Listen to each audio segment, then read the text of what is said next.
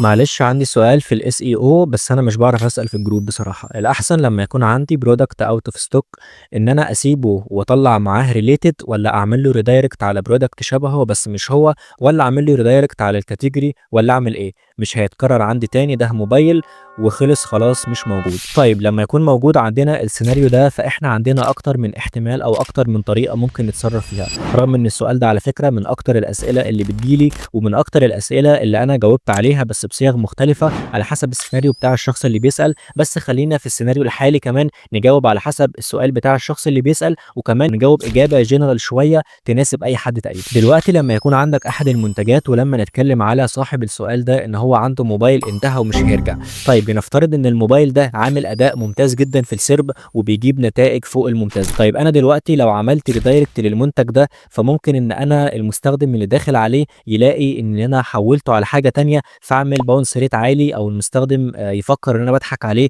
ويمشي. وفي احتمال تاني إن أنا أعمل المنتج 410 أو أعمله 404، في عندي احتمالات كتير، ولكن في السيناريو اللي أنا باتكلّم فيه دلوقتي، فأحسن احتمال ممكن ننفّذه تقريبًا إن إحنا نسيب نوت أو ملحوظة صغيّرة تحت المنتج ونعرّف المستخدم إن هو out of stock، ده لإن في بعض الحالات في بعض المنتجات اللي أنت بتكون خسرتها من المخزون يعني والمنتجات دي مش هترجع تاني إطلاقًا، وبتكون المنتجات دي محققة معاك نتائج كويسة جدًا، وبالتالي أنت ممكن تسيب نوت إن المنتج ده مش موجود أو مش هيرجع تاني، وتعرض معاه منتجات related والمستخدم لمّا يعرف ده، سواء طبعًا هو المنتج مش هيرجع عندك أو عند غيرك، لأن هو طبعًا لو مش لاقيه عندك أكيد هيروح يشوفه عند غيرك، بس الفكرة لو المنتج بالفعل اتمنع من السوق أو لأي سبب من الأسباب أنت مش هتعرف تجيبه، ممكن تعرض على المستخدم بعض الاقتراحات التانية على شكل slider مثلًا أو على شكل dialog بيطلع له، وبالتالي المستخدم هتعرف تكسبه لإن أنت بقيت واقعي معاه وقُلت له إن المنتج ده مش هيرجع تاني. في بعض السيناريوهات التانية إن أنا ممكن أعمل redirect سواء 302 أو 301 على منتج related،